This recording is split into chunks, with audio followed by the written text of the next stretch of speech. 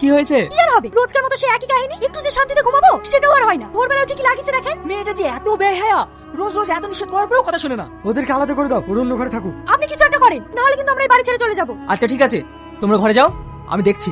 বৌমা, বৌমা, হ্যাঁ আব্বা, কিছু বলবেন? তুমি কি লাগিয়েছো বলো তো? আমাদেরকে এতটুকু শান্তিতে থাকতে দেবে না? আমি আবার কি করলাম? ওরা যে সারাদিন পরিশ্রম করে একটু ঘুমায়, সেটুকু তোমার সহ্য হয় না? ভোরবেলা উঠে কিসব ভাবে যাবি পদ? আব্বা, আমি ফজরের নামাজ পড়ে কোরআন তেলাওয়াত করি, এতে আবার ঘুমের কি অসুবিধা হয়? কি হয়েছে? আমি কোরআন পড়ছি বলে তোমার ভাই ভাবিদের অসুবিধা হচ্ছে। দেখো আব্বা, এটা পবিত্র রমজান মাস, না তোমরা রোজা করছো না তোমরা নামাজ পড়ছো, তোমরা আল্লাহ পাকের কাছে কি জবাব দেবে বলো? তোদের সবসময় মুখে মুখে কথা। দেখ, এইসব অশান্তি আর ভালো লাগছে না। আজকের পর থেকে তোরা দুজন আলাদা থাকবি। তোদের জন্য আমার এই সুখের সংসারটা নষ্ট করতে চাই না। ঠিক আছে আব্বা, আমরা আলাদাই থাকবো। তোর ব্যবসা কেমন চলছে? ভালো।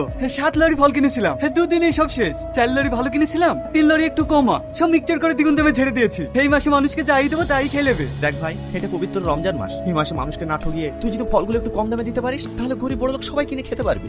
আর এত লাভ করে কি হবে রে? একদিন তো সবকিছু ছেড়ে চলেই যেতে হবে। দেখি সব্বা, তোমার ছেলে মুখে মুখে কথা, বড় ইমানদার ব্যক্তি হয়েছে। এত কাজ থাকতে 5,000 টাকা যায় মাদ্রাসায় ছেলে মেয়ে পড়াতে। যদি আমার ব্যবসাতে হেল্প করে, তাহলে ওকে আমি মাসে 30,000 টাকা করে দিতে পারি। না রে ভাই, আমি এমনি ঠিক আছি। ওই মানুষটা গিয়ে পাপের পথে টাকা আমার দরকার নাই। আসসালামু আলাইকুম। ওয়ালাইকুম আসসালাম, বসেন। বেশি কিছু আনতে পারিনি। তাতে কি হয়েছে, এতেই আমাদের হয়ে যাবে। আর তাছাড়া অত ইনকাম করে কি হবে? টাকা পয়সা কি কবর নিয়ে যাবো নাকি? আমাদের সাথে যেটা যাবে সেটা হলো ইমান, সেটা ঠিক থাকলেই হবে। আসেন, এটাই আমাদের বাড়ি। দাঁড়াও, এই ভিখারিরা বাড়িতে কেন? ওনারা রোজায় আছেন, অনেক দূরে বাড়ি, যেতে যেতে ইফতারের টাইম পার হয়ে যাবে। ওই জন্য আমি নিয়ে আসলাম আমাদের বাড়ি ইফতার করার জন্য। কি এই বাড়িতে ধর্মশালা নাকি, যে যাকে খুশি তাকে রাস্তা থেকে ধরে নিয়ে চলে আসবে? যাও এখান থেকে। দাঁড়ান, আপনার ইফতার খুলে যাবে। আব্বা, তুমি তো ধর্মের কাজ কিছু করোই না, তার উপর আবার হাজার পাপ করছো। একদিন তোমার এই জেদার অহংকারই তোমাকে শেষ করে দিবে। সালমা, ওদেরকে নিয়ে এসো। আসুন আপনারা। আসুন আসুন। তুই অনেক পাপ করেছিস, তোর কোনো ক্ষমা নেই। বাহ, এই না হলে ছেলে, মাত্র তোর বড় ছেলে আর বড় বৌমাই তোর জন্য দোয়া করছে, আর তোর বাকি দুটো ছেলে এই দেখ।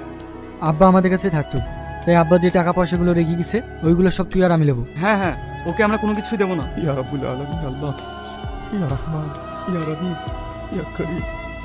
আল্লাহ গো, আমার আব্বা তুমি অনেক পাপ কাজ করেছে, আপনি আমার আব্বার পাপগুলো আপনি ক্ষমা করে দিন।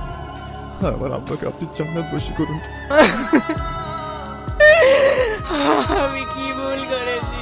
না না, আমি যাবো না, আমি যাবো না।